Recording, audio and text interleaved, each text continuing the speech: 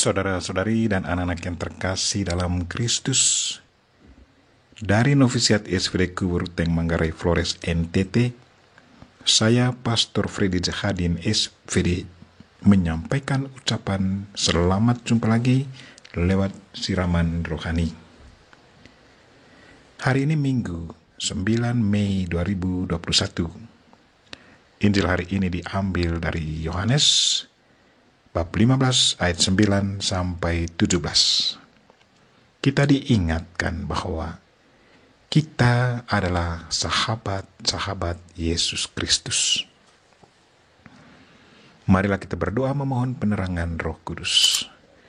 Dalam nama Bapa dan Putra dan Roh Kudus. Amin. Tuhan dan Allah kami, puji dan syukur kami haturkan kepadamu atas segala cinta dan kebaikan-Mu. Kami sangat bersyukur karena Engkau menyapa kami sahabat-Mu. Satu sapaan yang punya nuansa keakraban antara kita. Tidak ada rasa sungkan untuk saling membuka hati kepada satu sama lain. Tuhan, kami mohon, gerakkanlah hati dan pikiran kami, agar kami selalu terbuka ungkapkan perasaan dan isi hati kami kepadamu, kapan dan di mana saja. Tuhan, utuslah Roh Kudus-Mu, terangilah pikiran dan hati kami, agar sabda-Mu yang akan kami dengar dapat kami pahami dengan baik, dan isi pesan-Mu dapat kami hayati dan amalkan dalam hidup harian kami. Doa ini kami sampaikan dengan perantaran Kristus Tuhan kami. Amin. Tuhan serta-Mu dan serta-Mu juga. Inilah Injil Yesus Kristus menurut Yohanes bab 15 ayat 9 sampai 17. Dimuliakanlah Tuhan.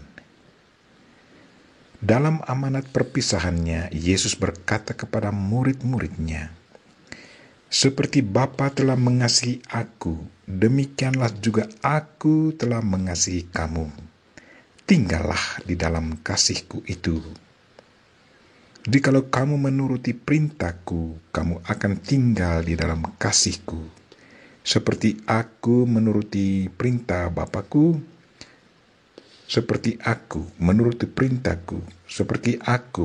perintah Bapa-Ku dan tinggal di dalam kasih-Nya.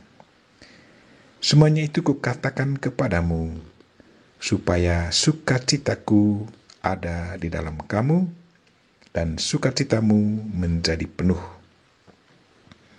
Inilah perintahku, yaitu supaya kamu saling mengasihi, seperti aku telah mengasihi kamu. Tidak ada kasih yang lebih besar daripada kasih seorang yang memberikan nyawanya untuk sahabat-sahabatnya. Kamu adalah sahabatku, jikalau kamu berbuat apa yang kuperintahkan kepadamu. Aku tidak lagi menyebut kamu hamba, sebab hamba tidak tahu apa yang diperbuat oleh tuannya. Tetapi aku menyebut kamu sahabat, karena aku telah memberitahukan kepada kamu segala sesuatu yang telah kudengar dari Bapa-Ku. Bukan kamu yang memilih aku, tetapi akulah yang memilih kamu, dan aku telah menetapkan kamu, supaya kamu pergi dan menghasilkan buah.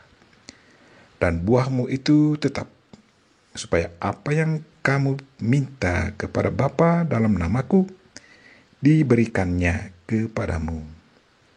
Inilah perintahku kepadamu, kasihilah seorang akan yang lain. Terpujilah, demikianlah Injil Tuhan. Terpujilah Kristus. Saudara-saudari dan anak-anak yang terkasih dalam Kristus, tema renungan kita hari ini ialah kita adalah sahabat Yesus Kristus. Hari ini Yesus katakan kepada para murid-Nya, "Kamu adalah sahabatku." Sebagai sahabat, Yesus selalu bersama para murid-Nya, makan bersama mereka, membagi apa yang dimilikinya, secara bebas menceritakan apa yang ada dalam hati dan pikirannya, mengajar mereka siapakah Allah Bapa. Para murid mengenal Allah Bapa lewat Yesus Kristus. Menjadi sahabat Allah berarti seorang secara bebas menjalin relasi cinta dengan Allah, melampaui tuntutan hukum dan ketaatan buta.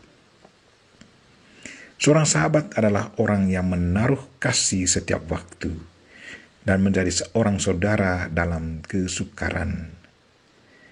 Yesus Kristus sendiri sudah menunjukkan semuanya itu kepada para muridnya. Dia sangat mencintai orang yang dikasihinya, sampai pada kesudahannya. Cintanya tanpa syarat dan selalu berpusat pada orang yang dicintainya. Dia memberi hidupnya kepada sahabat-sahabatnya, agar mereka boleh hidup bersama Bapa untuk selama-lamanya. Yesus Kristus mengajar para muridnya satu perintah baru tentang cinta, yaitu cinta sampai menyerahkan nyawanya bagi sahabatnya. Cinta yang melampaui perasaan ingat diri. Cinta yang tidak takut akan kematian. Cinta yang tidak mementingkan diri sendiri. Bukan cinta kalau tidak ada pengorbanan demi orang yang dicintai. Yesus Kristus mati di kayu salib karena cintanya akan manusia yang dicintainya. Kita baru bisa berani katakan kita mencintai Tuhan Allah dan sesama kita kalau kita berani merangkul dan memikul salib penderitaan demi Kristus dan sesama kita. Saudara-saudari dan anak-anak yang terkasih dalam Kristus, apa saja salib dalam hidup kita? Sakit, ditolak oleh keluarga, miskin secara ekonomi. Saudara-saudariku yang terkasih, sesungguhnya salib yang paling utama dan yang paling berat yang selalu kita pikul dalam hidup adalah kalau kehendak kita bertentangan dengan kehendak Tuhan, dan kehendak Tuhan yang selalu kita prioritaskan dalam hidup kita. Dan kita selalu siap menjalankannya, memikulnya. Kalau kita selalu sanggup memikul salib kita, membiarkan kehendak Tuhan selalu kita pikul dengan penuh kesabaran dan penuh tanggung jawab, maka kita sesungguhnya sudah menjadi sahabat Kristus yang setia. Tetapi kalau kita selalu prioritaskan kehendak kita sendiri dan menolak kehendak Tuhan, maka kita bukanlah sahabat Kristus, dan kita tidak memikul salib demi Kristus. Kita berdoa, semoga Tuhan selalu beri kita kekuatan dan kesabaran, agar kita pun selalu sanggup menjalankan kehendak Tuhan dan memikul salib Kristus dengan penuh tanggung jawab. Kita memohon Bunda Maria yang sudah katakan, "Aku ini hamba Tuhan, terjadilah padaku menurut perkataan-Mu," untuk senantiasa mendoakan kita, agar kita pun selalu mengikuti teladannya. Dengan demikian, kita pun layak menjadi sahabat Kristus yang setia dan rendah hati. Amin. Marilah kita mohon berkat Tuhan. Tuhan sertamu dan sertamu juga. Semoga saudara sekalian dan mereka-mereka yang kita doakan pada hari ini, secara khusus mereka-mereka yang lagi sakit dan mengalami banyak kesulitan hidup, dan segala aktivitas kita sepanjang hari ini dilindungi, dibimbing dan diberkati oleh Allah yang Maha Kuasa, Bapa dan Putra dan Roh Kudus. Amin.